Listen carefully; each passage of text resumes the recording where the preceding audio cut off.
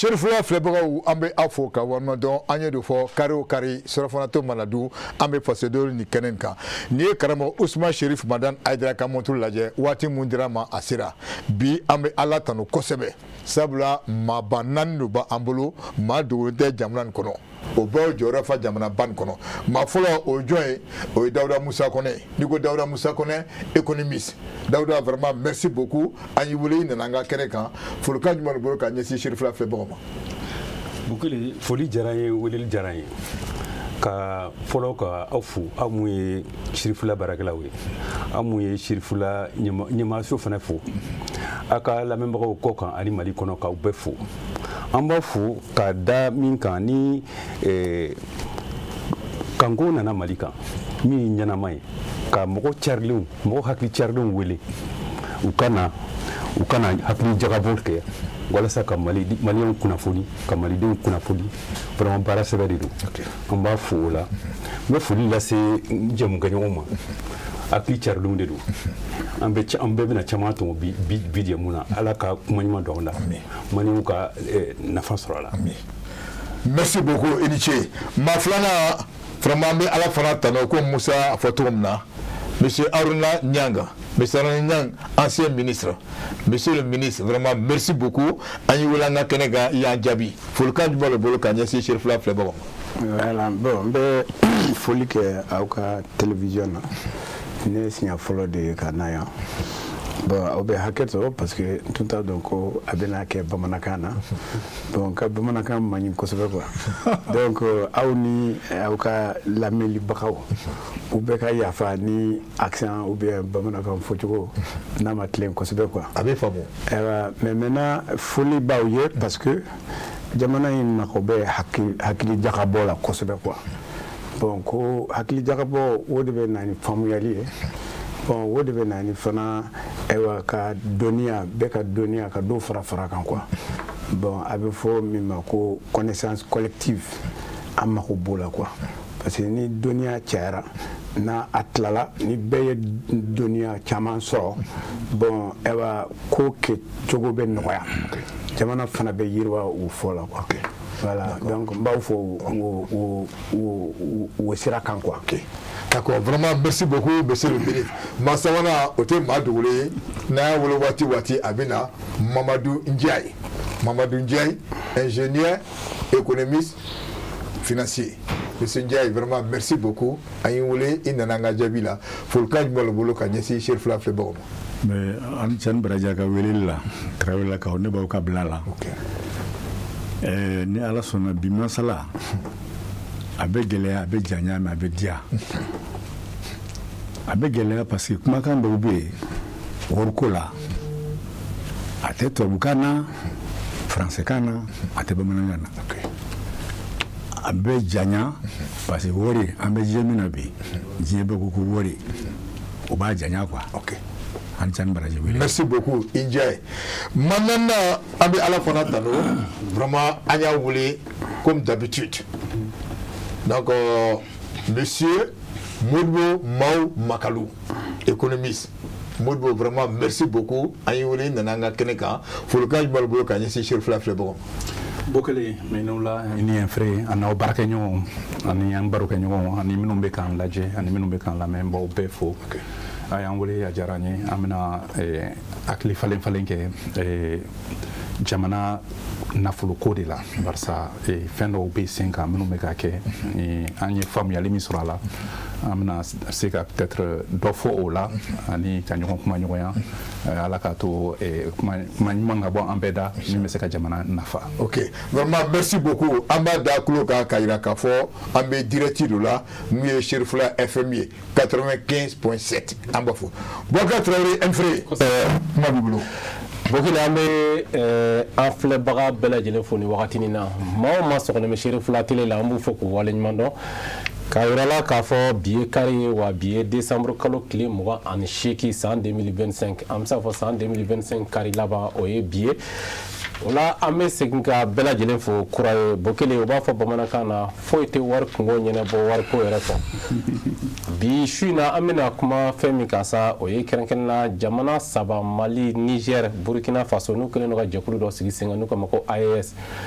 o ye wari bondoso dɔ sigi sen kan ayiwa nafoloko kuma de bɛ a ko kɔnɔna na an bɛna kuma o de kan bi su in na min ye nafoloko a ko bɛna kɛ cogoya jumɛn ka ɲɛsin a jamana denw ma ani u ka nafoloko kura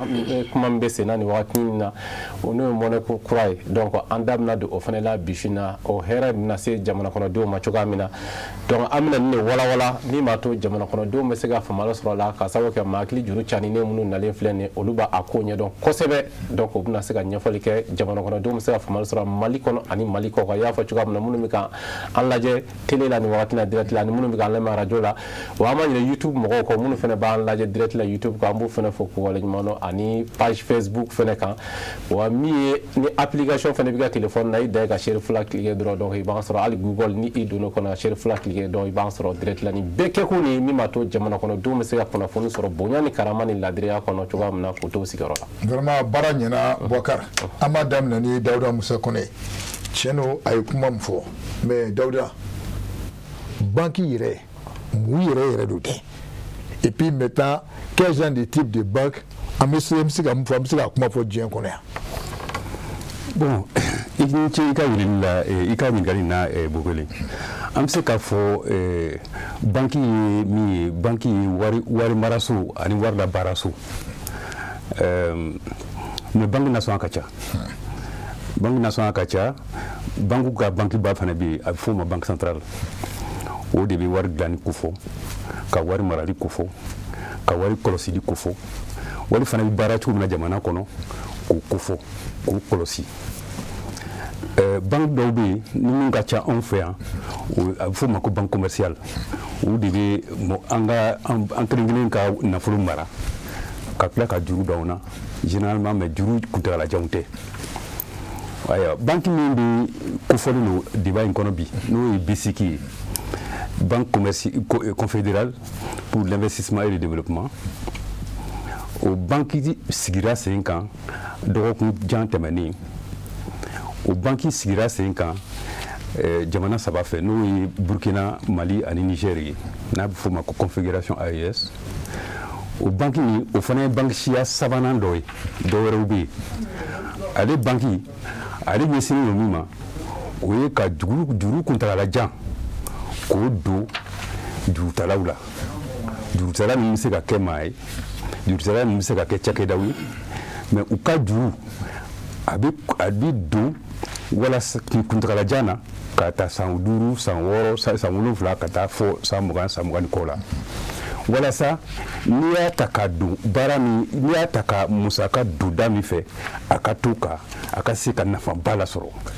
bari i bɛ banque caman mun dɔn n'olu bɛ Mali la u bɛ juru min don a juru kuntagala jan généralement a juru bɛ don walasa ka taa fɛn san ka na feere walasa ka kunkoni dɔ ta ka bɔ i kunna mais nin dabɔli kun ye ka juru kuntagala jan don nafaba de b'a la nafaba b'a la ka da mun kan jamana 3 in k'u b'u yɛrɛ fara ɲɔgɔn kan k'u b'a fɛ k'u yɛrɛ ta k'u b'a fɛ ka k'u yɛrɛ ta ye k'u bɛ ka k'u yɛrɛ ta ye o ye jɔsenba 3 ta u bɛna baara kɛ mun ye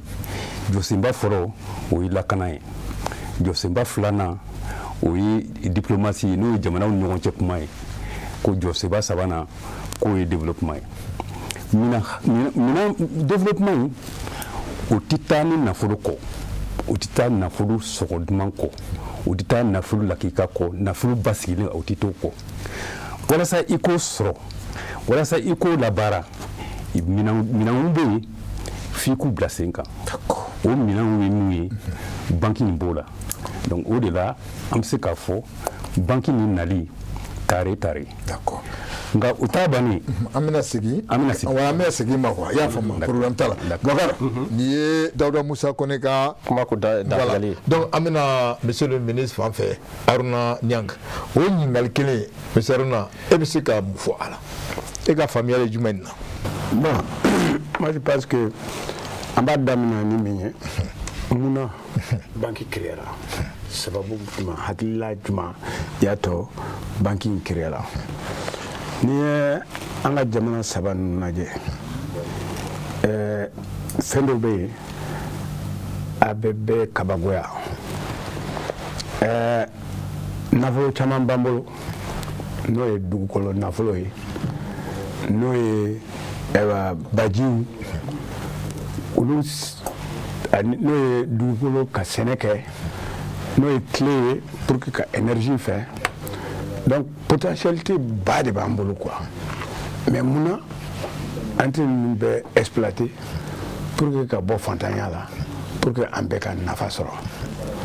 bon n'i y'o jateminɛ n'i ye sigisigili kɛ i b'a sɔrɔ ko anw ka infrastructure n'a bɛ fɔ min ma infrastructure de développement presque sigiyɔrɔ kɛmɛ o sigiyɔrɔ kɛmɛ sigiyɔrɔ 60 o bɛ bɔ kɔfɛ de quoi an yɛrɛ ka wari tɛ quoi bon donc o bɛ na ni mun ye dépendance donc a bɛ komi an ka fɛn caman ni a ma kɛ dɔw sago ye an t'a wari sɔrɔ pour que ka dilan quoi donc an tɛ se ka anw yɛrɛ ka potentialité an tɛ se k'o kɛ an sago ye quoi. mais ne b'a ni ma kuma tigɛ quoi a tɛ kɛ dɔw sago ye sa e b'a fɛ ka mun yɛrɛ de fɔ wala i ka don k'a walawala an ɲɛ an b'a fɛ ka mun fɔ. n b'a fɛ ka min fɔ bi bi na an yɛrɛ ye banque sɔrɔ mun bɛ se ka financement à long terme parce que an ka banque minnu b'an bolo olu ka financement bɛɛ o ye court terme de ye quoi. o ye problème ye quoi parce que court terme tɛ se ka projet jan financer quoi n'i b'a fɛ ka rail kɛ Bamako ni Ouaga cɛ bon i tɛ se ka financer ni an ka banque ka wari ye quoi parce que olu n'a jɛɲana u b'a f'i ye san 3 san 5 i ka rembourser o tɛ se ka rail fɛn o donc an mako bɛ financement caman de la quoi donc banque in bɛna olu problème de régler an ye quoi donc o ye fɛn ɲuman ye et puis an tɛ taa maa wɛrɛ bara a bɛ n'a kɛ anw yɛrɛ ka halala décision de ye quoi an bɛ min financer an b'a fɛ ka min financer anw yɛrɛ de b'a décider k'a kɛ quoi voilà o de ye banque nafa ani o de ye valeur dɔn a création na quoi. d'accord ok Boubacar kɔfɛ an bɛna se monsieur le ministre ma an bɛna Mamadou Ndiaye ni ye o fila ka ɲininkaliw lajɛ o question kelen an b'a poser ma e bɛ se ka mun fɔ. bon n bɛna Kone dafa yɔrɔ dɔ la c'est à dire banque ye sigiyɔrɔma 4 wali 6 de yan les banques commerciales minnu bɛ wari juru don an na ka dumuni kɛ etc qu'on appelle banque primaire. Il y a les banques d'investissement, il y a les banques de développement, il y a les banques coopératives et il y a les banques en ligne. Bon, banque kura min sigira o fila de fara ɲɔgɔn kan banque d'investissement ni banque de développement o tɛ kelen ye dɛ mais an bɛna fɔ pourquoi. ok bon mon cousin Haruna Niang a parlé de financement de long terme. C'est-à-dire wari ka juru don an na an b'a sara yɔrɔ tuma jan fɛ o min filɛ o ye o ni minnu bɛ sara yɔrɔ surun na ani yɔrɔ mankan na o tɛ ɲɔgɔn tiɲɛ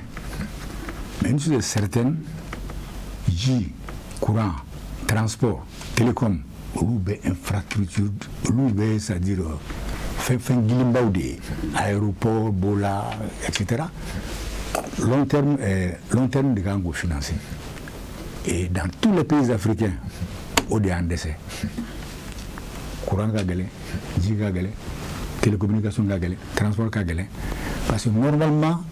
au secteur min filɛ nin ye c'est pas des secteurs marchands a man ka feere yɛrɛ an ɲɔgɔn faamuya bon an bɛ don détail la kɔnɔ. ok d'accord ok an bɛ se ka bon an bɛna Modibo Mao Makalu fan fɛ Modibo n'i ye o saba bɛɛ ka kuma lajɛ donc an b'a fɛ k'e yɛrɛ ɲininka e bɛ se ka mun jumɛn fɔ.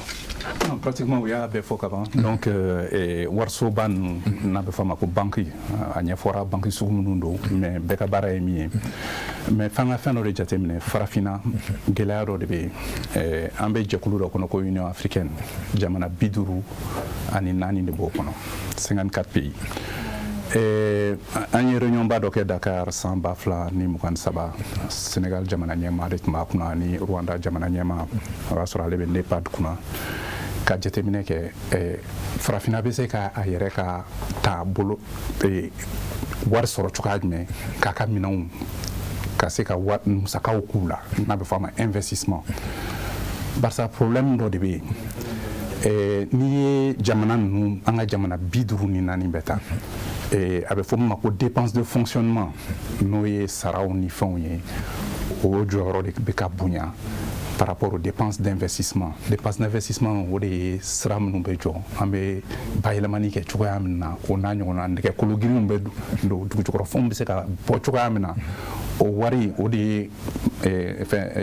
anyway nous faisons, prédécesseur nous faisons, au de juru kuntara la jain. Bon, juru kuntara la jain, ni farafina ereta. Et ni honte quand on compare Amérique latine, ni honte quand on compare Asie là. Mais juru de daka gele on bara ni o yoro fly mais gele min be do luka juru saralla o te do anga juru saralla donc problème do be fo farafina ki tege bi ayere ma ka laje abse ka ayere ka problème mun nyana bo chuka na warko la warde be warko problème nyana bo barça monsieur le ministre a nyefo concessionnalité il beta juru ta yoro re il faut ni manike ou bien antenne financière il a fait gagner des financiers mais donc au des conditionnalités ni jamana sabaya mu décider ko bu tere di ñoma ou ka problème ou yemi ko priorité ou yemi il a décidé ka fo bu ka wardo mina folo min be se ka jamana do na fa ba damne noy projet prioritaire bon ñañe fo Dakar réunion et Afrexim Bank ñañe point no yanga banki bado no be farafina kuna koko wari min banje pour que ka se ko wari mo musaka nuke ko dollar milliard keme fla 200 milliards américains de déficit de financement chaque année kroko san o san min be farafin jamna je pour que ka se ko ka musaka ou resta wala musaka o ke ko milliard keme fla de dollar American dollar warla American dollar kelen nu ye keme ni mwandi anga sefa warla bon dans la jamana sabay kono na jamana o do na be forma interland des pays enclavés ko jida tambolo monsieur le ministre a ñefo tuguni dugu ko fen chama de bambolo anye seneke jamana o ye anye monike no jamana o ye anye bakanke jamana o ye mais gele am jume banka abe fo kanye fantan jamana ye mais c'est pas ça en décelende de ka nafa sɔrɔ fɛn minnu b'an bolo parce que an ta bayɛlɛmani kɛ i tɛ se ka bayɛlɛmani kɛ ni bayɛlɛmani yɔrɔ t'i bolo i tɛ se ka bayɛlɛmani kɛ ni courant t'i bolo bon a ye min fana ɲɛfɔ fɛn tile b'an bolo mais bibi in na énergie renouvelable énergie solaire n'i ye Mali yɛrɛ ta bibi in na kɛmɛ sara la an bɛ courant min sɔrɔ bi kɛmɛ sara la naani dɔrɔn de bɛ bɔ tile la i bɛ se ka faamuya cogoya jumɛn minɛnw sɔngɔ jiginna tile b'an sanfɛ an tɛ a b'an da la on est l'un des pays les plus ensoleillés au monde mais courant ko gɛlɛya b'an fɛ yan courant donni sɔrɔ donni de bɛ ɲɔgɔn na an bɛ se k'o financer jamana saba n'u y'u tɛgɛ di ɲɔgɔn ma u bɛ se ka solution sɔrɔ o la yɔrɔnin kelen courant ko la sirako jamana saba in u ka sɔrɔ dulonnen bɛ sanni feere de la n'i ye jamana saba in ta 60% du PIB, de l'activité économique, du revenu national, de la richesse nationale, ka sɔrɔ san kɔnɔ bi wɔɔrɔ kɛmɛ sara la o dulonnen bɛ u bɛ min feere kɔfɛ ani u bɛ min san kɔfɛ ne kɔgɔjida t'an bolo bon donc n'an ye bayɛlɛmani kɛ an ka sɔrɔ bɛ yɛlɛ n'a ye bayɛlɛmani kɛ an bɛ baara dilan anw fɛ yan ka baara di an ka jamanadenw ma mais n'an y'an ka minɛnw ta Mali filɛ ɲɛ bi an ye fɔlɔ ye farafinna kɔɔri bɔ la kɛmɛ sara la an bɛ 99 a ka sɔrɔ an ma bayɛlɛma an b'a feere alors que n'an y'a kɛ pré-apporté ye kɛmɛ sara la an ka sɔrɔ bɛ yɛlɛ ni sigiyɔrɔma 7 de bon tulu bɛ sɔrɔ a la turto bɛ sɔrɔ a la fini bɛ sɔrɔ a la aliment bétail bɛ sɔrɔ a la mais ni bayɛlɛmali yɔrɔ t'i bolo ni courant t'i bolo o ka gɛlɛn donc jamana saba in u ye banque in bila sen kan u saba donc u b'u tɛgɛ di ɲɔgɔn ma sisan est-ce que an ni mɔgɔ wɛrɛw bɛna jɛ o ye kuma wɛrɛ ye mais je crois qu'an bɛna don olu kɔnɔ cogoya. ok Boubacar n ko bi su in na an bɛ Ala fo tuguni parce que maaba 4 min b'an bolo yan fɛn o fɛn m'a faamu an bɛna fɛn caman faamu ni débat in kɔnɔ mun ye wariko problème kuma b'i bolo. ok o b'a to n bɛ ɲininkali min tɛnku Dawuda la ni a bɔra k'aw da don banki minnu na sa warisoba in donc k'a jira k'a fɔ u bɛna baara bɛna kɛ juru kuntagalajan donni de danfara jumɛn de bɛ olu ni banque centrale ni ɲɔgɔn cɛla la. ayiwa danfara bɛ min bɛ o ni banque centrale ni ɲɔgɔn cɛla la jamana dɔw la banque centrale fana ye nin kɛ ka juru don nka a man ca n'i fana b'a fɛ a ka ɲa u kan k'u danfara. Banque centrale ka baara b'a dama. Banque centrale ka baara ye min ye o ye ni jamana kelen ta don walima ni jamana 3 ta don banque centrale bɛ sigi sen kan ale bi nafolo kan ka bɔ ni fɛɛrɛ min ye n'a bɛ fɔ a ma ko politique monétaire o b'o jateminɛ ka tila k'o lawaleya k'o laboli nafolo hakɛya min kan ka labɔ ka dilan ka a bila mɔgɔw ka bolo kan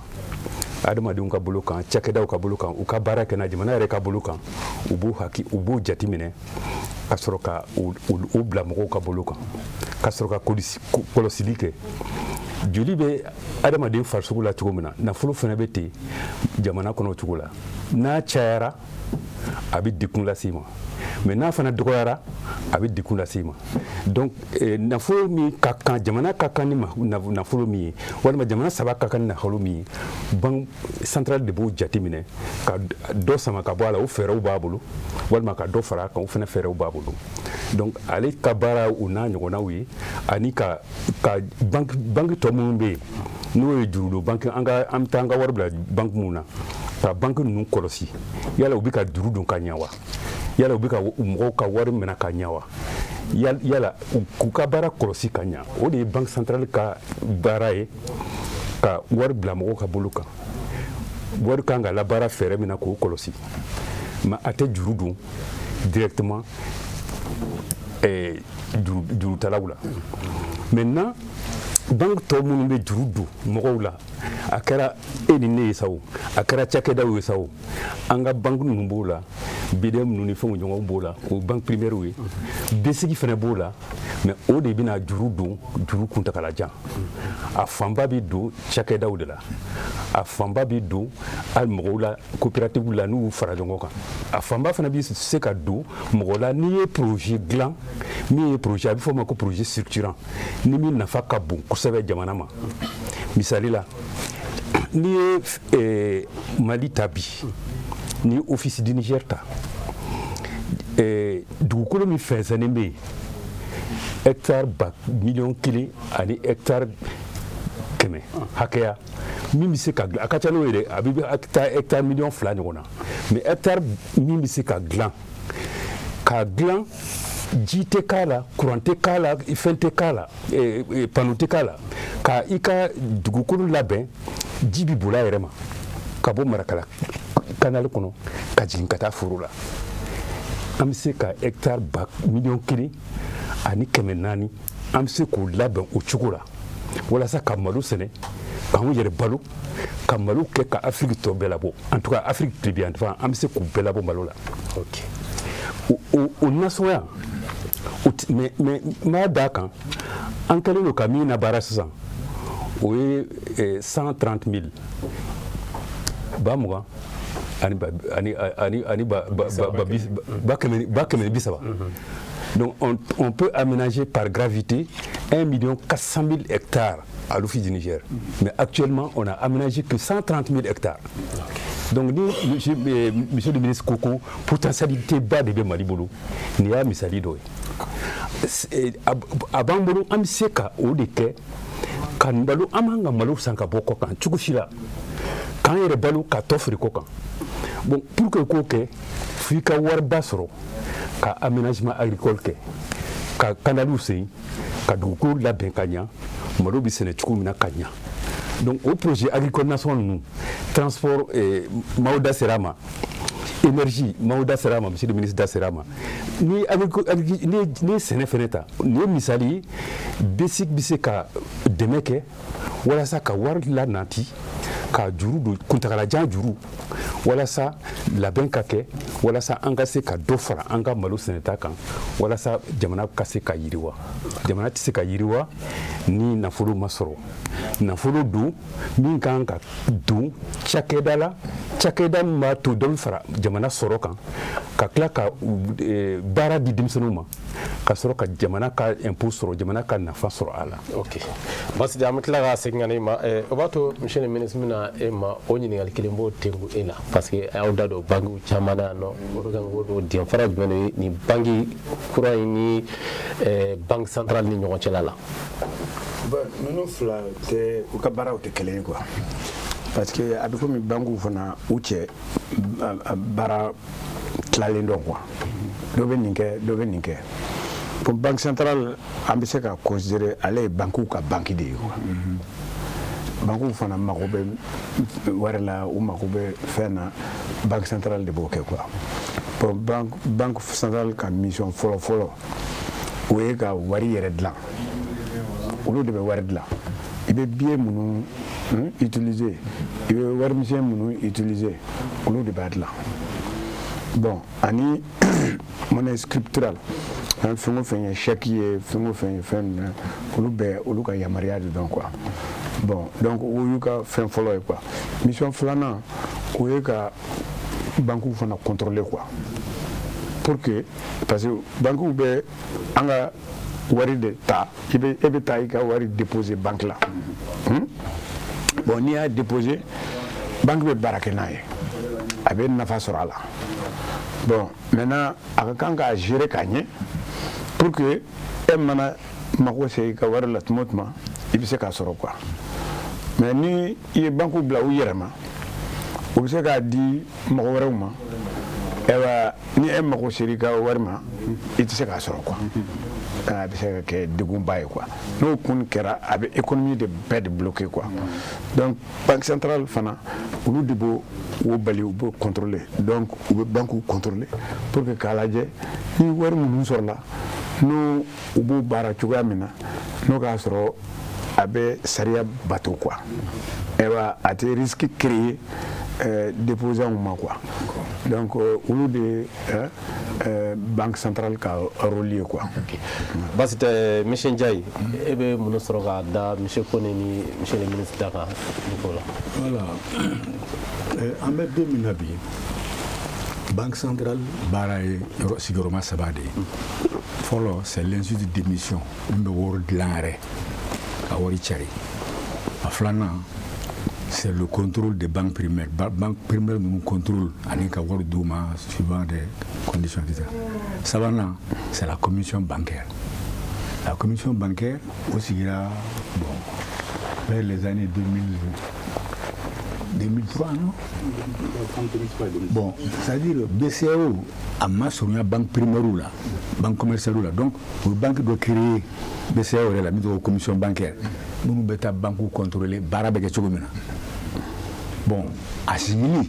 on a baraki na fa akadana chogomina. Quel était bon, mais on doit quoi. Quel était au dos c'est-à-dire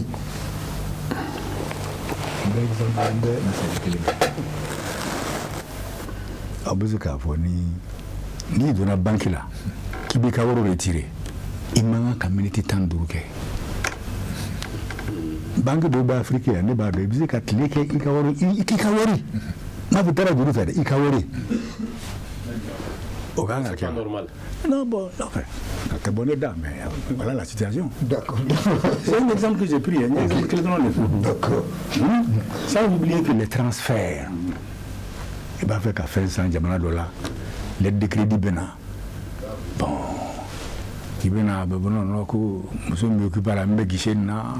balmambodo bana masikana des trucs comme ça on va tirer machamambe quoi donc commission bancaire de baradeke bon je suppose que jusqu'à présent peut-être ou ka bara famia ou bien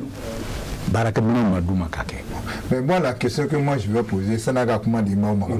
mais amé kumana mukani, le terme là, bisid là, voilà,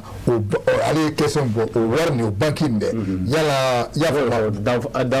comme le banque d'investissement, on dit banque centrale du là. C'est-à-dire la banque de la Confédération, c'est une banque d'investissement et une banque de développement. C'est une banque d'investissement et de développement au long terme financier, investissement au moyen terme financier. Ok. Donc on a besoin d'une banque chinoise pour à court terme financier. Ah, parce que il n'y a pas de quoi faire. On n'a pas avec moi Magalouka. Bon, mais il faut que nous Magalouka comment on dit là. C'est-à-dire on a mis le café, voilà ça on a tout le bas sur la carte. Voilà ça on va banque madia ka juru sur kenema. Ota gelema euro. A gelema euro fla de do. Flana kabokorondi la kata sanuna agro-pastoral ni komo ni senen fond. Le Mali rien qu'à Korondi. On a supposé 100 ans, mais c'est un million Clinton, million Clanches, un besoin au dit, au tourma, qu'à dit à l'aïditaouye, un beau fena, au bas d'âme. Donc, Malika Sanou, Malouka, comme on a qu'à Séné, Ani, Iranium, vraiment fait chamman quoi. D'accord. C'est pour te dire que les pays africains ont une capacité d'endettement illimitée. Du coup, manque à en aussi. Ok. Parce que donc, moi, Magalou, donc, on y a le kilomètre où il est bon à temps, maintenant, sur les fins de mi faraka. Bon, maintenant, bere faraka barça banque centrale la fora, mi fora, c'est qu'à fora temogan, mi institut d'émission donc aller de voir bien là, aller de voir di banque ou aller de voir di homme, ou bien ni pièce banque centrale de bol. Banque centrale dans de l'aide ou aller quel impé dans le boulot. Banque ou à quelle institution aller quel dans le bien qu'on be institut d'émission et aller dans le c'est qu'à voir là. Nyame ko wari koni banque centrale lo bon ni te jamana e fana ite la banque centrale soro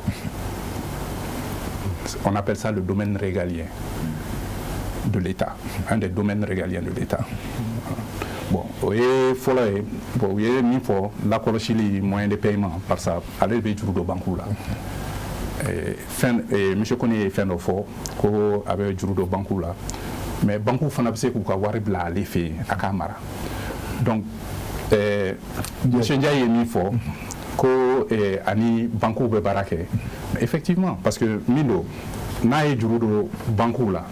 avec faut de mako taux directeur taux de refinancement de l'économie ni be fait ka économie financée ka war de la do économie kono aller be juru kundama bibina taux directeur est 3,25%. Au Koroko, ni banque, ni banque primaire nous faut et banque commerciale nous le même go avoir mené, kajuru do mo là. Au lieu de ce kajuru ta banque so banque fait, n'a pas ma banque centrale. Avec kundama mi sa juru là, oui 3,25%. Mais n'a pas wari la banque là, par exemple ni war kacha banque ni molo, pita do mi kala, et c'est ka singa banque centrale fanama. Avec ma taux de dépôt. Mais fana bon donc o banque were fana da ñogonche o be juru do ñogona na be foma ko taux de prêt marginal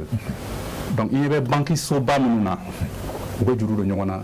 au jour le jour 24 heures a ça ka jano une semaine fana be on a ñogona donc o be juru do ñogona o fenno donc monsieur Ndiaye mi fot maro la ni système ma surveiller kanye nous war bla marché bancaire quand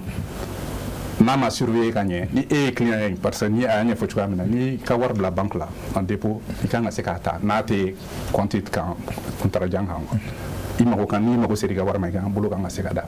met maro lo ga fo connexion te a don temps bon maro la tient donc mais ni contrôle be kan yema manga nga kete donc o e ka ira système be barake ñon fait tu vois mais à banque centrale be objectif stabilité des prix. C'est-à-dire wari min be banque me wari min plan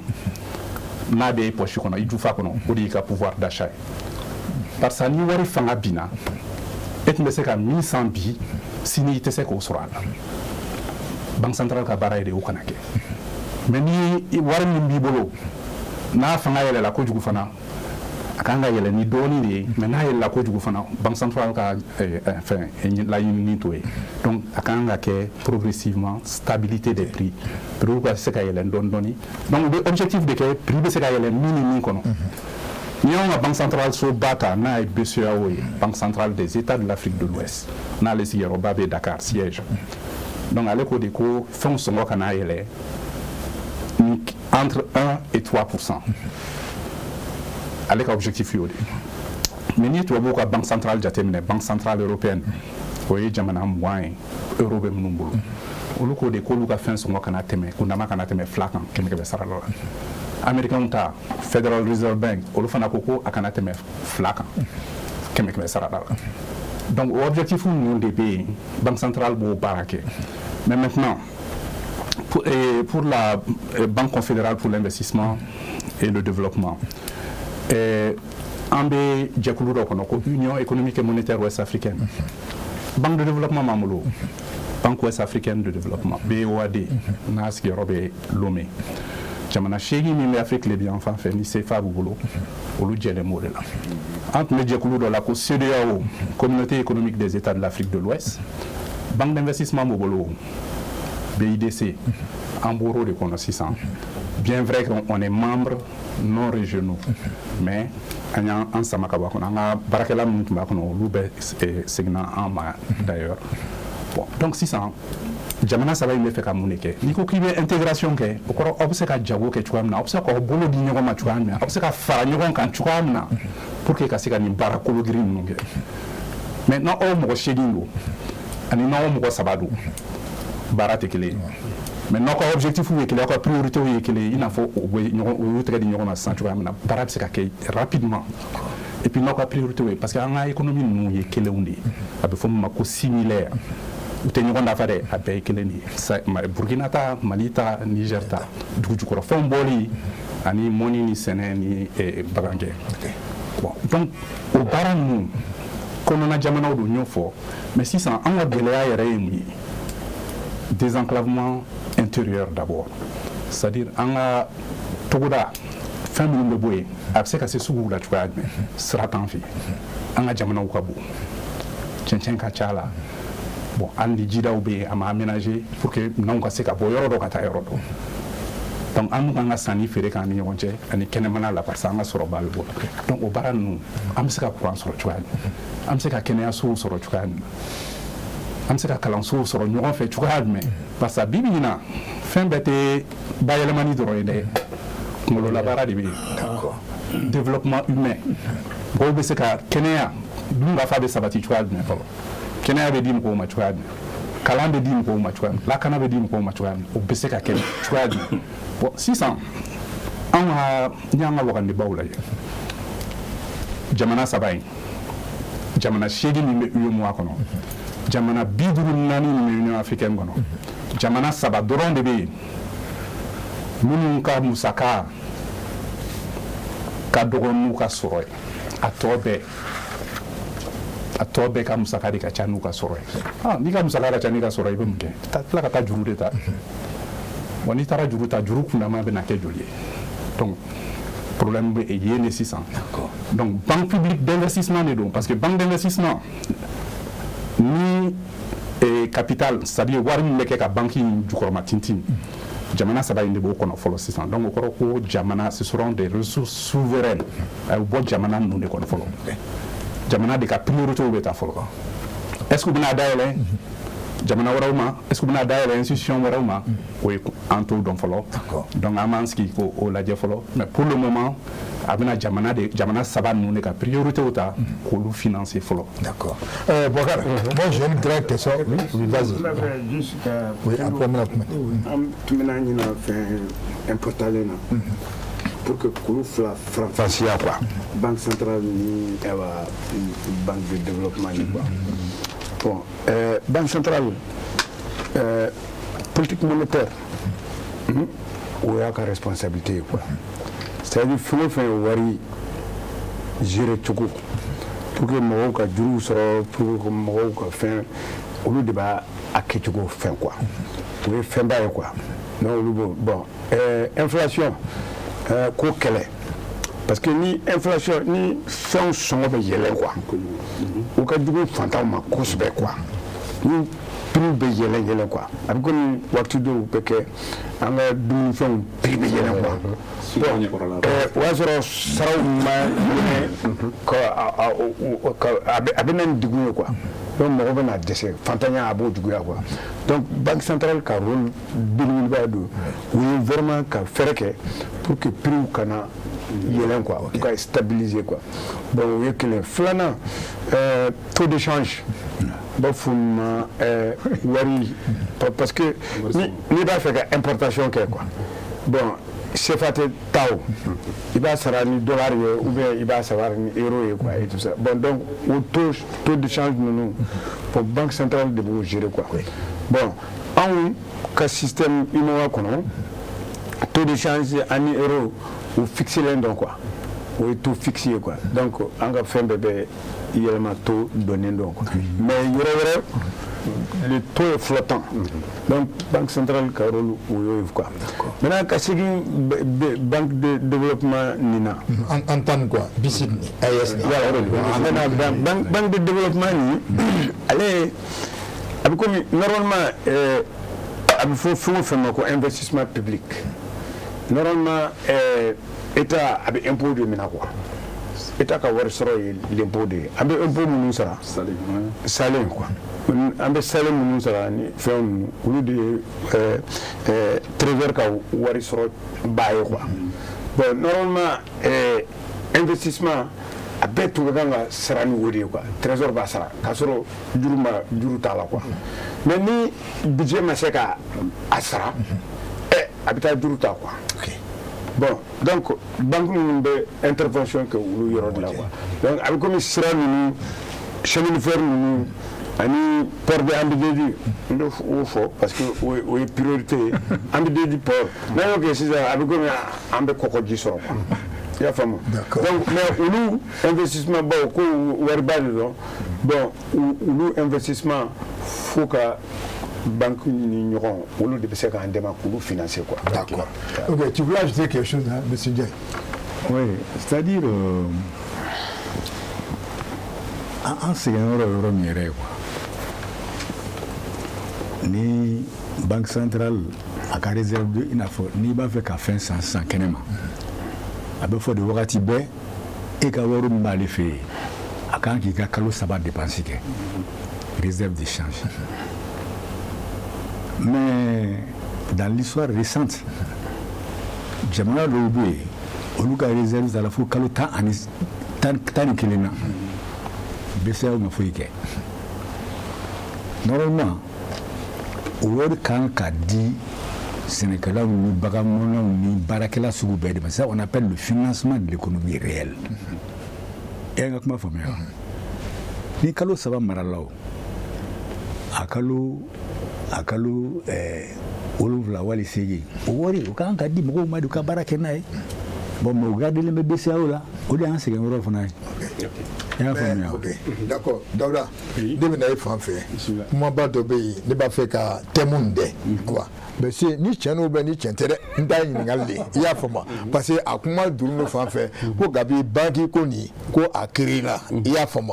problème de monnaie an yɛrɛ ka wari i y'a faamu ni est ce que nin wari ko an bɛna an ka propre monnaie yɛrɛ créé bisa n'an ye propre monnaie nin créé o kɔrɔ ko an bɛna an ka banque centrale fana créé ɲɔgɔn fɛ wa. Bon, est-ce que mon écrit ni tiens quoi? Bon, il tient une gueule là, war créer tiens du wal machete ne tse ko fo. Bon, d'accord, ok. Voilà, parce que jamana fly, jamana ça va une farra non quoi. An bɛ UEMOA de kɔnɔ sisan o kɔrɔ k'an ka wari dunta o ye CFA de yala an b'a fɛ ka bɔ CFA kɔnɔ wa yalima an b'a fɛ ka to a kɔnɔ wa ne t'o dɔn wari jamana saba in de kan ka diɲɛ o jalatigɛ. D'accord, ok, vas-y. N bɛ na de maintenant ni n'an y'a yala an bɛ se ka bɔ wa an bɛ se ka bɔ ya n'an bɔra a da ka danna wa ne Dawuda hakili la a da ka danna n'an bɔra fɛnɛ an k'an ka banque centrale wɛrɛ sigi sen kan wa tiɲɛ don an k'an ka banque centrale wɛrɛ sigi sen kan min ni BESIC nin tɛ kelen ye c'est pourquoi voilà fɛn b'o yɛrɛ la dɔɔni BESIC nin tɛ banque centrale ye donc n'an nana kɛ bɔfɛn ye an kan ka banque wɛrɛ sigi min ye banque centrale ye n y'a kuma latigɛ i bɛ jɔyɔrɔ la dɔɔni faut que population ko faamu bisu na an yɛrɛ y'a faamu dɛ ko BICID nin ko banque investissement et développement ani wari dilan banque tɛ kelen ye a tɛ se ka wari dilan ah bon très bien kuma bɛ bolo sisan an bɛna kuma caman dɔ su la a faamuyara o c'est pourquoi mais i ye ɲininkali min kɛ walasa an ka faranfasiya fɔ banque centrale ni banque de développement cɛ ani banque tɔw cɛ a ɲininkali ka ɲi wala a bɛ kow lajɛya mɔgɔw bɛ faamuya sɔrɔ mais taalen ɲɛfɛ an kuma da kuma maga wari kura ko la fɔlɔ n'an da maga o la fɛnɛ n'o fɛnɛ créera BCEAO bɛ ka CFA mara cogo min na an bɛna wajibiya ka banque centrale sigi sen kan walasa ka wari kura in fɛnɛ mara ni banque fɛn o fɛnɛ sigira sen kan o fɛnɛ o labaara cogo o ni BCEAO labaara cogo bɛna bɔ ɲɔgɔn fɛ o ni BICID ni labaara cogo tɛ kɛ kelen ye o fɛnɛ ka baara bɛna kɛ ka BICID ani banque tɔ banque fɛn fɛn bɛ jamana saba in kɔnɔ k'u bɛɛ kɔlɔsi wari hakɛ min kan ka dilan k'a bila jamana saba in kɔnɔ banque centrale kura in ka baara de bɛna k'o ye a wari bɛ labaara cogo min na k'u kɔlɔsi warimugu min bɛ yen a ka ca wa k'u hakɛ dɔn n'a ka ca a ma jamana saba ma a bɛ dɔ bɔ a la n'an ka dɔgɔ a bɛ dɔ la don yala u bɛ ka banque minnu bɛ u ka baara kɛ ka ɲɛ wa a b'u kɔlɔsi ni min t'o kɔlɔsi a bɛ ɲagi voilà donc o fɛnɛ o bɛ nalen nka o dalen bɛ min na ni an bɔra ka banque kura créer i ka wari kura créer n'an ma bɔ fɔlɔ ok an ma bɔ fɔlɔ wari kura tɛ se ka créer tant que o banque fɛnɛ ma sigi de quoi oui o tɛ se ka wari u bɛ taa ɲɔgɔn fɛ non o tɛ se ka kɛ o d'accord o tɛ se ka kɛ voilà donc parce que banque min créer la sisan n b'a tɔ dafa o banque min créer len filɛ n'o ye BICID ye a créer n'a ye baara daminɛ tile fila in na a bɛna baara kɛ ni CFA de ye ok a bɛna baara kɛ ni CFA ɲɔgɔn ka bɔ o yɔrɔ nin na dɛ donc CFA de bɛ marcher toujours oui ni banque kura nin ye baara daminɛ a bɛna baara kɛ ni CFA de ye maintenant don min na ni jamana saba in jɛna ko an tɛ CFA ko la tuguni an bɛna an yɛrɛ dama wari dilan o la banque nin dɔrɔn tɛ dɛ banque centrale bɛna sigi sen kan ani BICID ni ani banque fɛn fɛn bɛ dugumala la ka baara kɛ yan bɛɛ bɛna baara kɛ ni o wari kura de ye. ok voilà d'accord donc Boubacar bi su na n b'a f'i ɲɛna n ko kuma bɛ na an bɛna bɔ ni kuma y'a kɔnɔ donc monsieur le ministre o ɲininkali kelen parce que ne ye min nin fɔra nin ye an y'a ye fan bɛɛ voilà an y'a ye fan bɛɛ ko an ka wari kura bɔra ko an yɛrɛ ka mɔnɛ voilà u y'a fɔ ma ko wari kura bɛna bɔ puis an b'an yɛrɛ ta tu donc sisan n ye ɲininkali posé o ɲininkali kelen en tant que ancien min e bɛ se ka mun de fɔ. Ben c'est très simple. Bibi non. Banque t'an bolo mun bɛ se ka wari dilan. Très bien. Bibi na. An dama ma. An ye UMOA an b'o dilan quoi. Donc o de y'a to CFA an b'o de utiliser. Donc n b'a fɛ mɔgɔw ka faamu i tɛ wuli sɔgɔma dɔrɔn ka monnaie créer quoi. On va commencer à faire fonction parce que banque centrale o de fɔlɔ o de bɛ dilan fɔlɔ quoi parce que o de bɛ yamaruya sɔrɔ pour que ka wari dilan donc o ma créer yɛrɛ bon normalement ni an b'a fɛ ka créer souveraineté b'an bolo an bɛ se ka monnaie créer. Voilà, souveraineté b'an bolo mais souveraineté b'i bolo o kɔrɔ tɛ ko i bɛ se k'a kɛ sisan préparation b'a la quoi parce que ni monnaie b'i bolo ale fana gérer cogo de b'a la quoi n'i ma se k'a gérer degun min bɛ na o bɛ caya ni fɛn bɛɛ ye quoi donc il faut que faamuyali ka sɔrɔ o fan fɛ quoi donc normalement i ma Angleterre ni Europe n b'o ta misaliya la quoi Angleterre y'a essayé ka bɔ Union européenne là quoi. Donc euro boy quoi. Mais on m'a que yoron kilo. Où est wakti jande que négociation là. Où est période de transition que au période de transition kono Angleterre kono euro tombe marché yani ou comme warrière ka fait quoi. Donc ni on fana ba fait ka bo c'est fa là. Faut dire goya ani Union européenne Union africaine excusez-moi faut anga sigi ka accord do ke ka période de transition gérée au période de transition kono banque de se créer mais ate monnaie follow avec préparation de rondek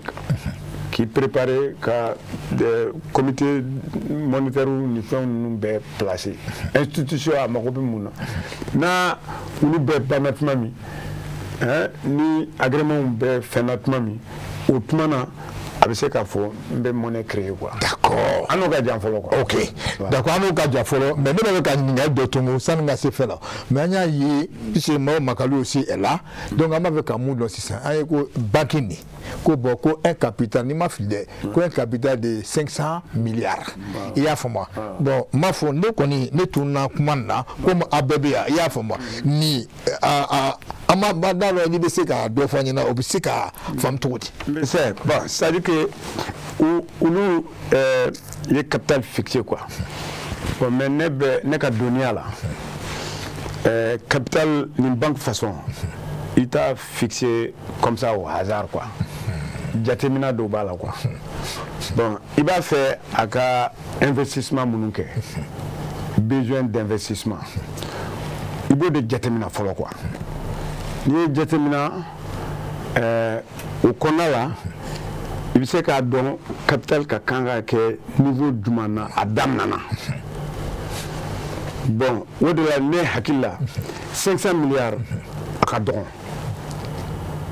500 milliards ka dɔgɔn a ka dɔgɔn comme capital banque an ka banque c'est-à-dire les trois pays là 500 milliards o ka dɔgɔn a ka dɔgɔn monsieur Haruna i t'an bilasira par rapport i t'a jateminɛ pays la quoi i ka kan ka jateminɛ an b'a fɛ ka minnu financer bon ni i ye programme ye quoi n'a fɔra ko Bamako Ouagadougou Niamey i ko chemin de fer dilan o ye wari de ye o ni nin banque de kan k'o financer il faut que a ka se ka parce que banque ni capital social ni o ye a daminɛ dɔrɔn de ye quoi parce que a ka rôle ye mun ye o ye ka wari wɛrɛ ɲini ka mobiliser ka nana ye pour que investissement minnu ka kan ka kɛ o ka se ka fɛn quoi. D'accord. Bon maintenant n'i ye 500 milliards min kɛ transformation o b'a fɔ a ma effet de levier i b'a multiplier par 3 ou par 4 bon n'i ye 500 milliards n'i y'o multiplier par 3 o ye 1500 milliards ye bon 1500 milliards o tɛ se ka an ka objectif a tɛ se ka bɛɛ financer. D'accord. Ni kɔni b'a fɛ n b'o f'i ye yan n'i b'a fɛ u ye fɛn o fɛn fɔ ka sanu bayɛlɛma ka an ka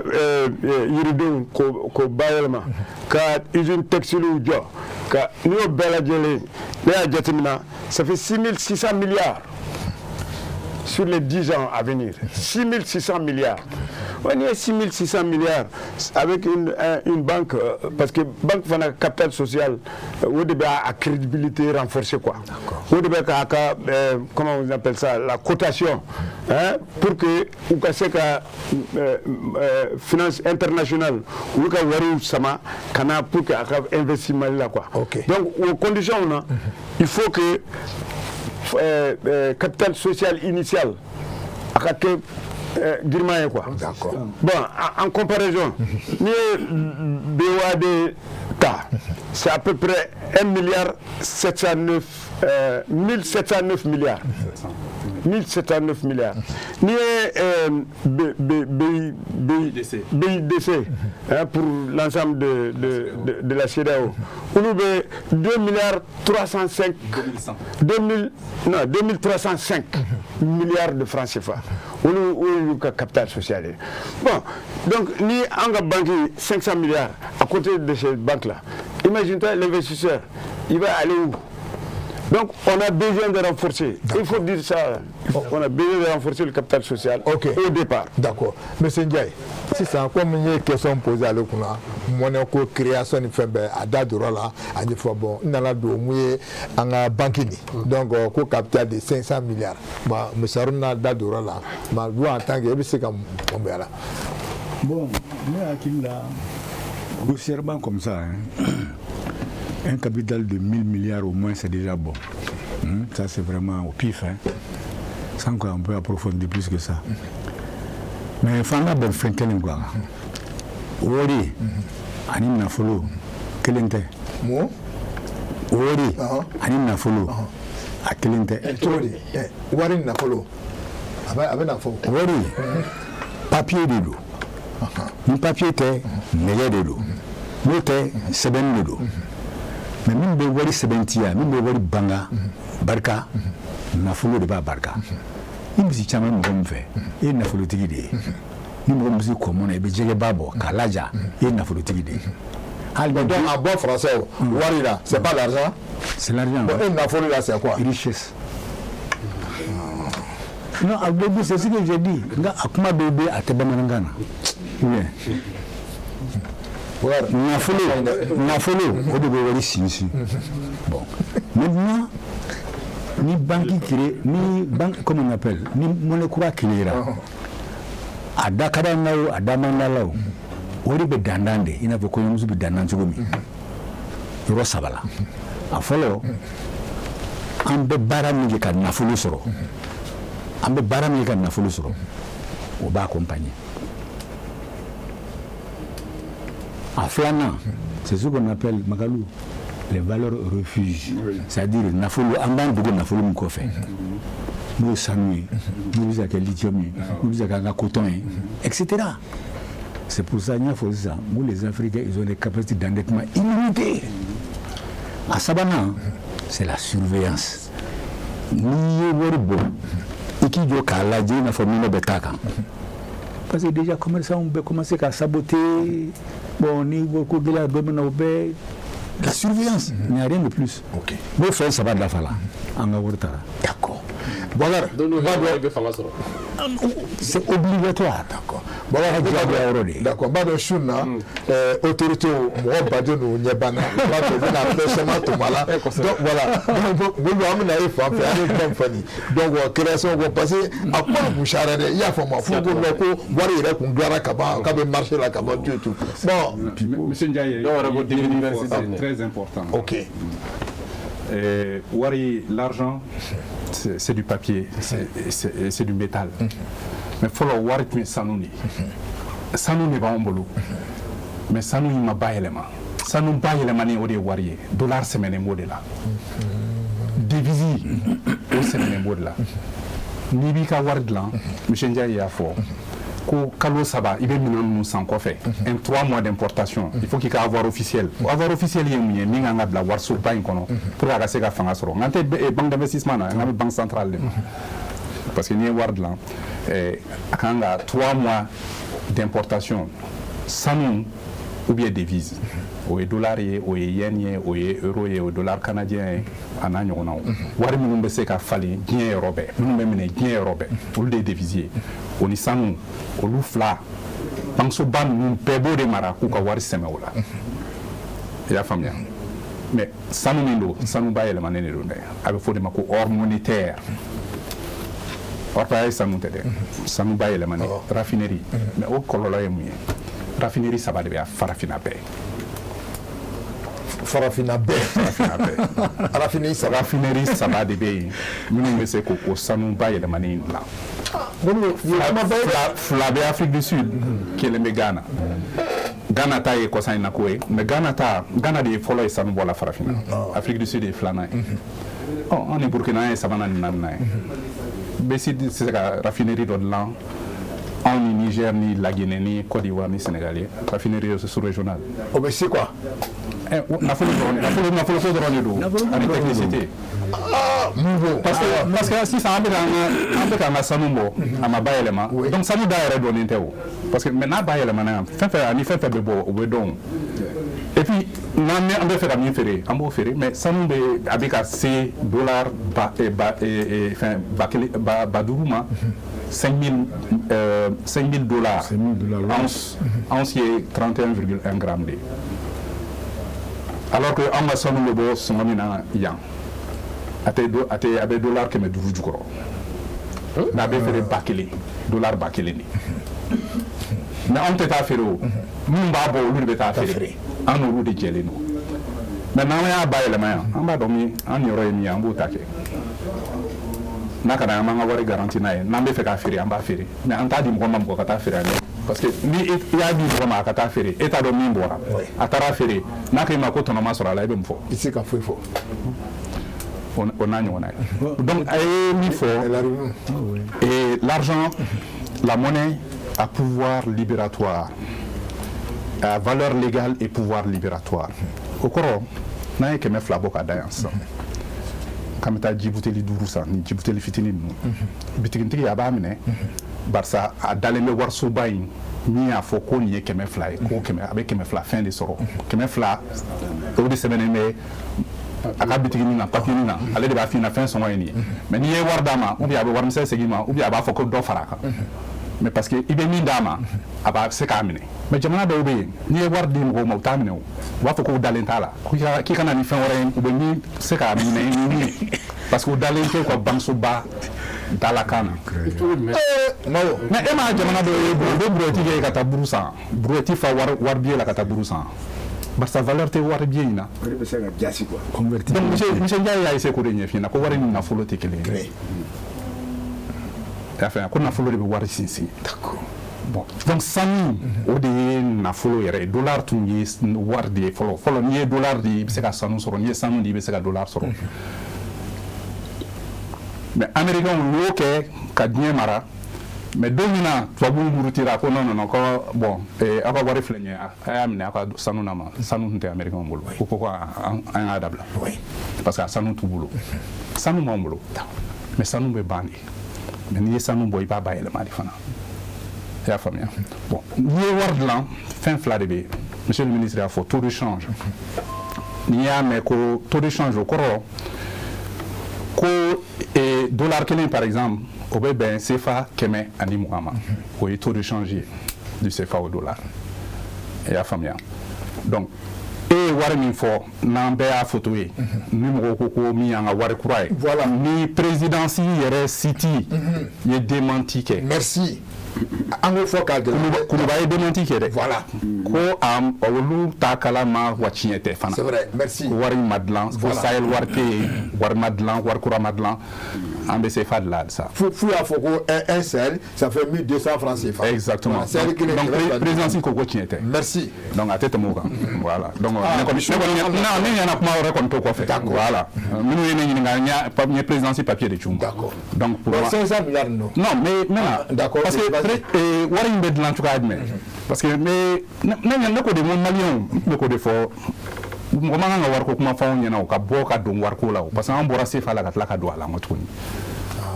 an bɔra CFA de la ka taa franc maliyɛn na ka tila ka na CFA la mais n'i bɛ wari dilan jamana a bɛ bɔ jamana ɲɛmaa de da fɔlɔ n'ale y'a fɔ n'ale y'a décision ta ni ze na n'an jamana ɲɛmaa saba ninnu bɛɛ n'a kan u bɛ taa n'a ye wasabulon na parce que loi de don dɛ loi de bɛ wari dilan dɛ merci sariya de bɛ wari dilan a bɛ f'a ka taa sariya bulon na fɔlɔ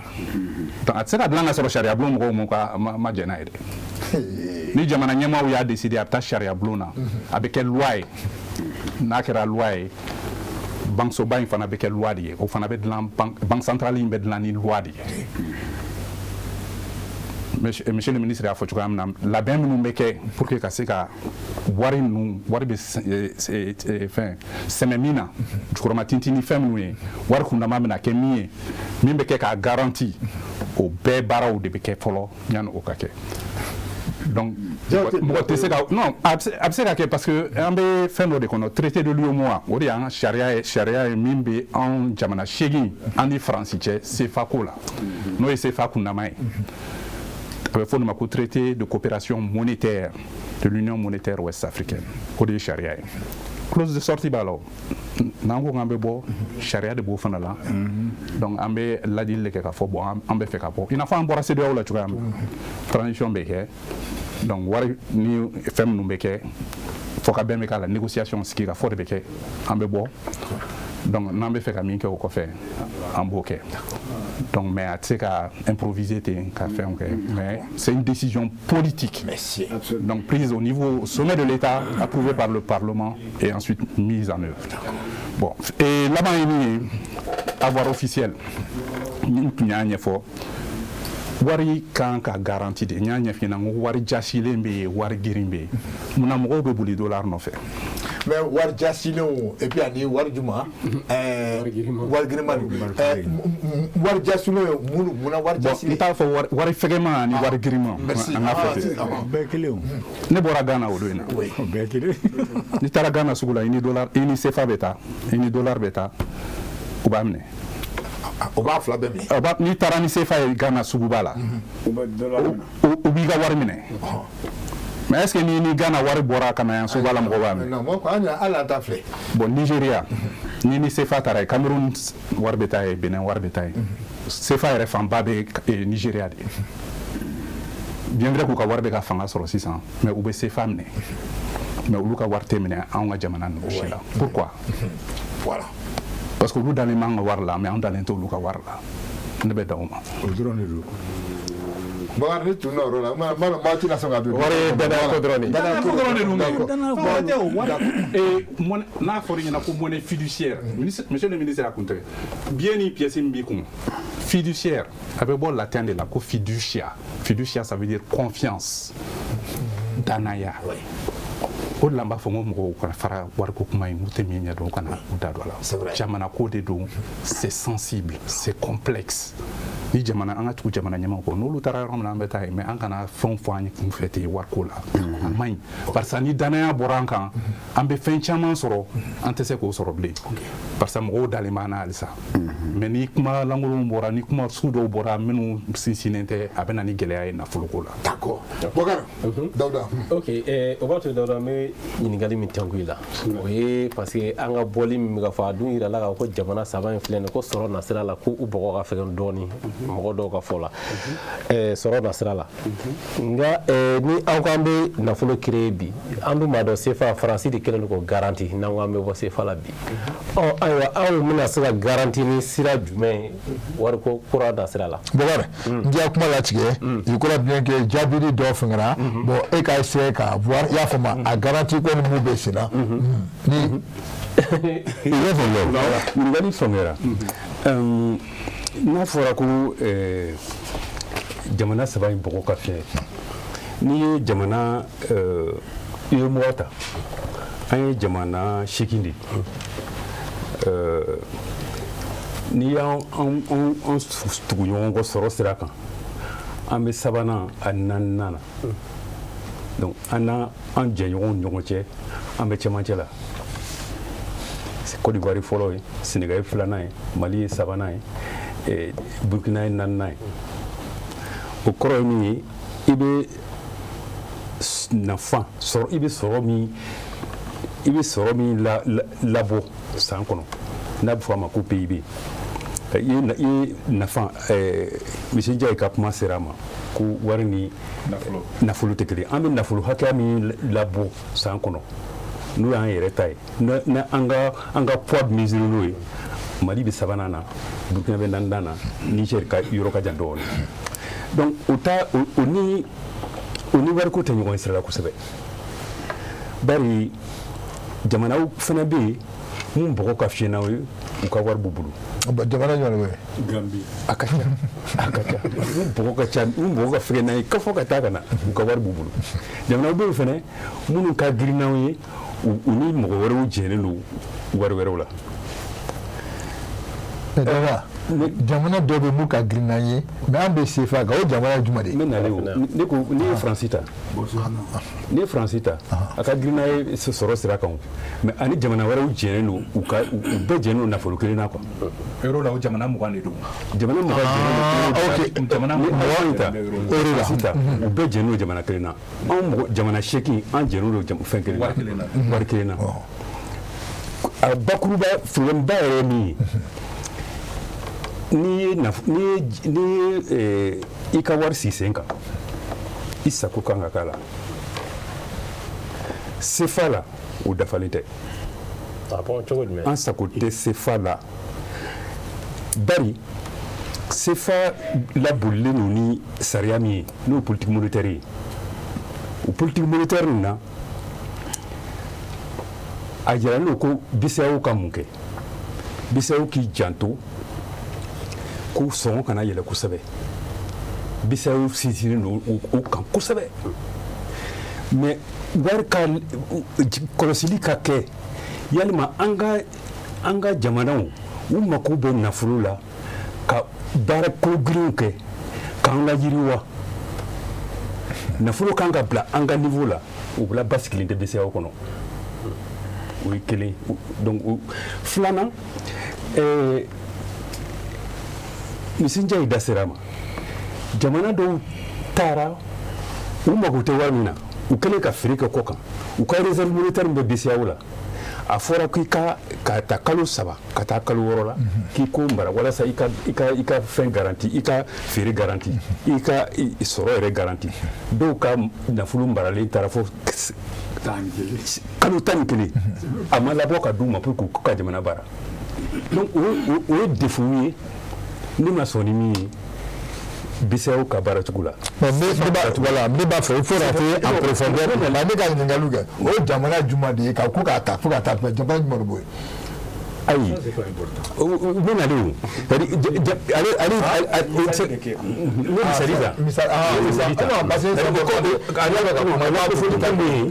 c'est-à-dire que ni i ka wari maralen min bɛ yen BCEAO la ni e tɛ s'a ma sisan a kan ka d'i ma i ka don baara kologɛlɛnw na walasa k'i ka nafolo yiriwa mais comme ka fɛɛrɛw tigɛ ka nafolo bila jamanaw ka bolo kan walasa u ka baara kologirinw kɛ ka yiriwa o tɛ BCEAO ka taabolo fɔlɔ ye priorité tɛ o de ye ne banba se BCEAO ye donc an bɛ se ka to BCEAO CFA kɔnɔ an bɛna a to sɔngɔw tɛ yɛlɛ kosɛbɛ san o san sɔngɔ bɛ yɛlɛ kɛmɛ o kɛmɛ sabani dɔɔni o t'a ɲɛ o sɔngɔ tɛ taa ɲɛ mais an bɛ tɔrɔkɔ la an tɛ ka taa ɲɛ sɛgɛsɛgɛli y'a jira dawulikɛlabaw ka sɛgɛsɛgɛli y'a jira an bɛ an ka sɔrɔ n'a bɛ f'o ma ko économie non diversifiée an m'u ka tɔgɔ ka fiɲɛ dɔɔni u man ka hakɛya d'an kun min ni jamana minnu développelenba don u ka hakɛya ye kelen ni Faransi ka taux d'inflation 1 à 2% ye BCEAO man ka da 3% na an kan ka taa 4-6% na sɛgɛsɛgɛlikɛlaw y'a jira ko n'i ye gɛrɛntɛ sigi anw na kojugu c'est vrai an ka fɛnw sɔngɔ tɛ yɛlɛ kosɛbɛ mais an tɛna yiriwa an b'an si kɛ tɔrɔkɔ o munna an tɛ ka dɔ fara ka yamaruya di banque centrale ma u ka juru yiro walasa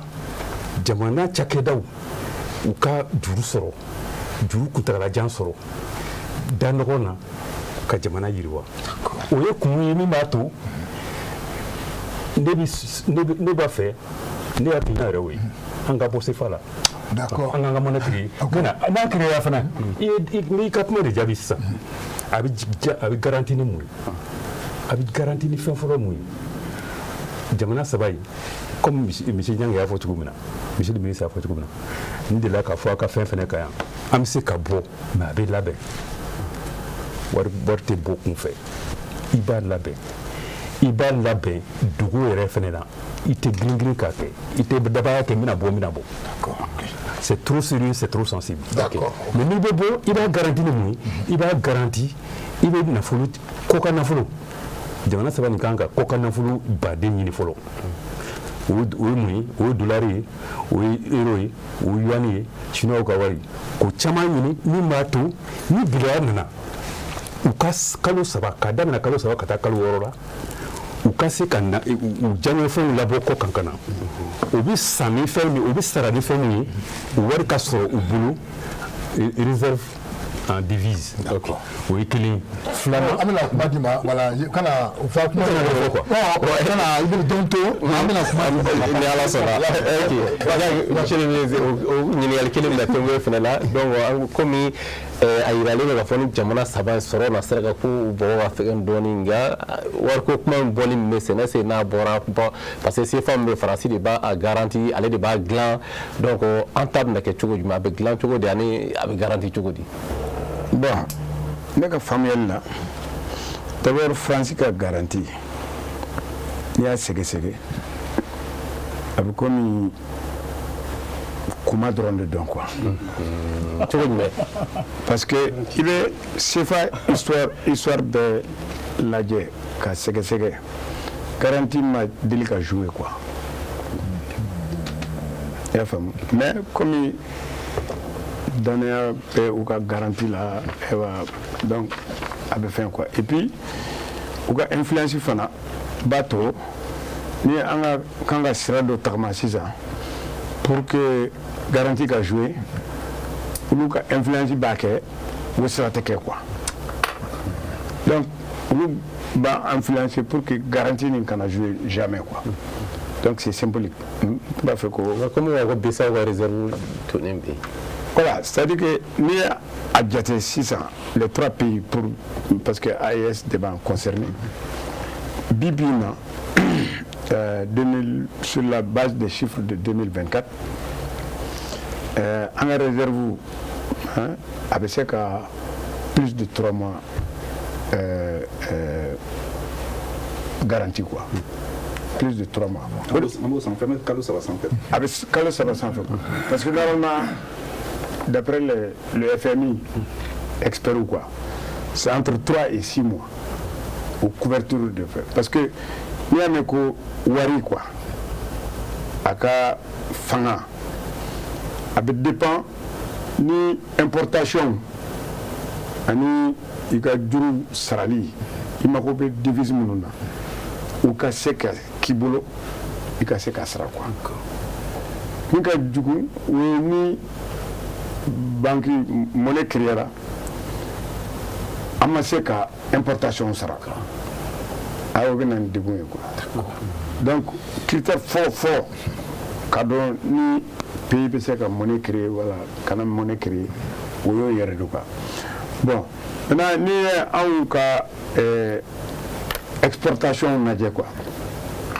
bon a kolma yoro a bilbilba o ye sanu de ye bi quoi bon sanu dun fɛn min dɔn garanti t'a la kosɛbɛ quoi je m'excuse de dire ça oui parce que sanu prix bɛ se ka yɛlɛ a bɛ se ka jigin donc bi na a dakara na parce que nin san damaw bɛɛ a bɛ ka yɛlɛ dɔrɔn quoi donc i y'a dɔn a da diyara na quoi mais a bɛ se ka jigin bon ni an y'anw ka fɛɛrɛw bɛɛ tigɛ k'a fɔ ko sanu ye $4,000 ye $4,000 l'ONC n'an ye jateminɛ k'o kan ni marché y'a kɛ a jiginna an ka budget fɛn caman fiɲɛ bɛ don a la quoi donc o risque min bɛ yen bon mɔgɔw bɛ o jateminɛ quoi voilà. ok parce que donc monsieur Ndiaye o ɲininkali kelen b'o tɛmɛ fɛnɛ la donc min ye garanti ko parce que a yirala jamana saba in ko sɔrɔ nasira la k'u ka bɔgɔ ka fɛgɛ mais CFA la an b'a ye k'a fɔ Faransi de b'a dilan ale de b'a garanti donc n'anw dun k'an b'an ka nafolo dilan a bɛna garanti cogo jumɛn na sɔrɔ bɛ yakubaya cogo jumɛn na an bɛ k'an yɛrɛ ta ye cogo jumɛn na sɔrɔ nasira la. Bon, disons que nous de Fongo, hors courant qu'il dilan a ma dilan cogoya de b'a la on ne veut pas donc on a décidé de passer par le Parlement, mais tout ça, on peut que discrètement, on a télé à la. Surtout télé à la. L'information, il ne faut pas divulguer ça comme ça. Au fond, flanant, on a fait un beau coffre. Il faut débrouiller pour créer ce qu'on appelle les industries de substitution. Industrie en abara, voilà, ça fait un beau jamanal à Magotekulu là. Ça c'est extrêmement important. D'ailleurs, au point nanande, ma fongo follow est sanué. Flana est en barami de production, en gagne follow. Sabana, oye, ka, ame famu bo, kenema kudu doya. N'a pas doya ka amba la hôtel, en recadre là. Bon, en an qu'à surveiller. Ça c'est les 4 conditions. Garantie maintenant. Nibiga fait un croix créé. On peut s'adresser au dollar, au yuan, c'est pas moi, il y a plein de monnaie là. Mais si la France donne de bonnes conditions, pourquoi pas? Il n'y a vraiment pas, ferme pas la porte. Mais même il faut qu'à Daouka,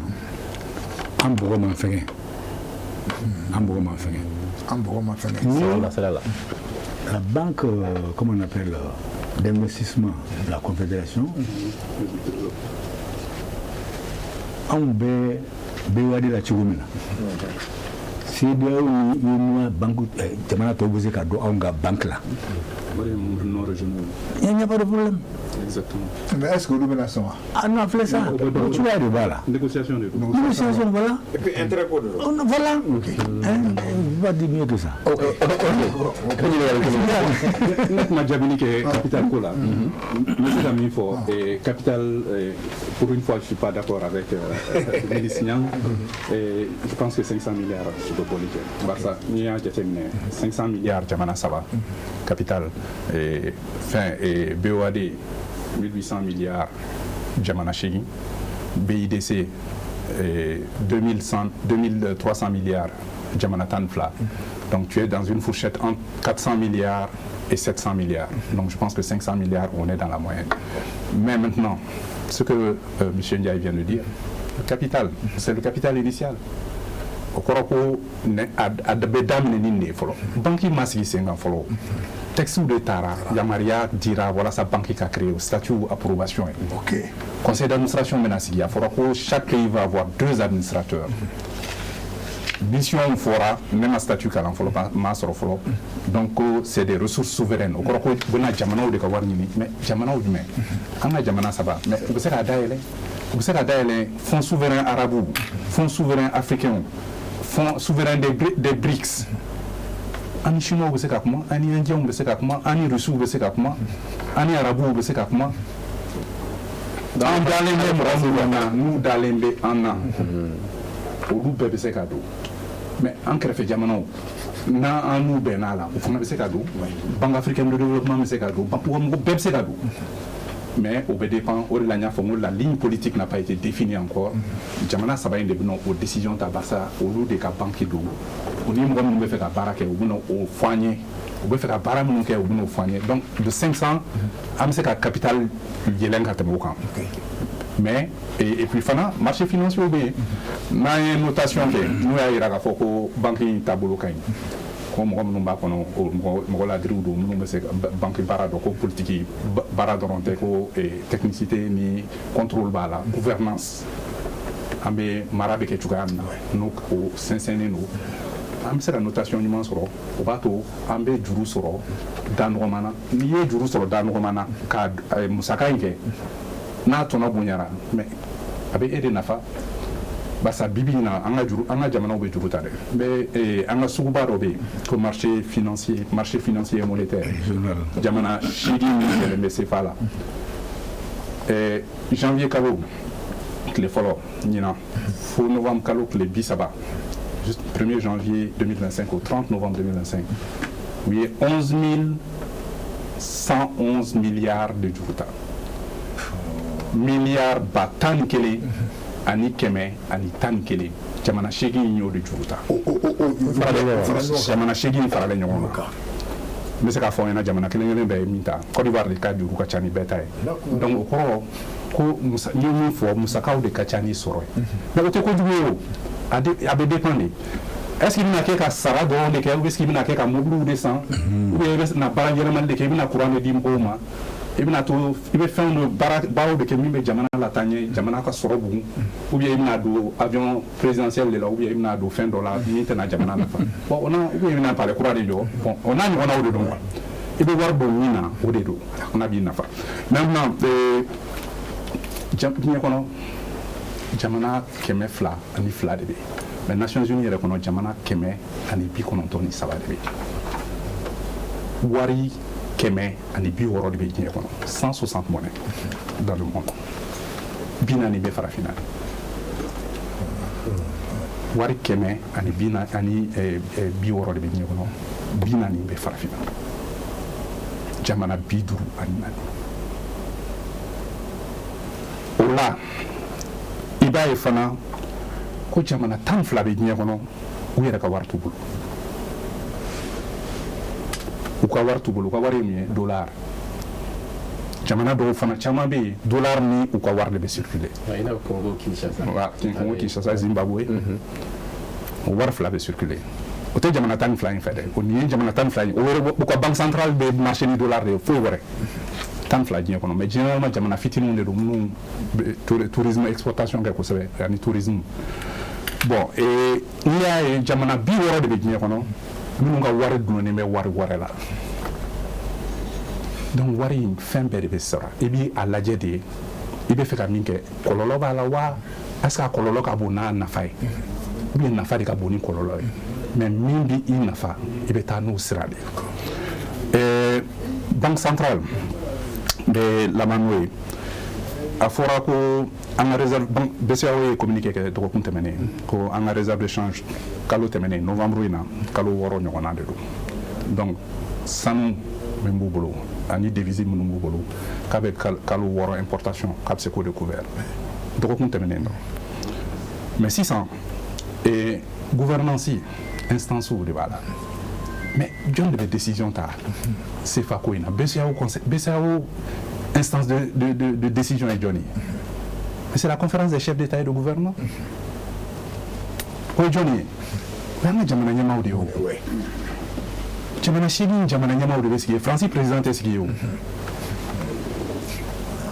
le conseil d'administration qui est là-bas ce sont les administrateurs de nos pays u ye Faransi gɛn ka bɔ conseil d'administration na comité de politique monétaire min bɛ décision ta au jour le jour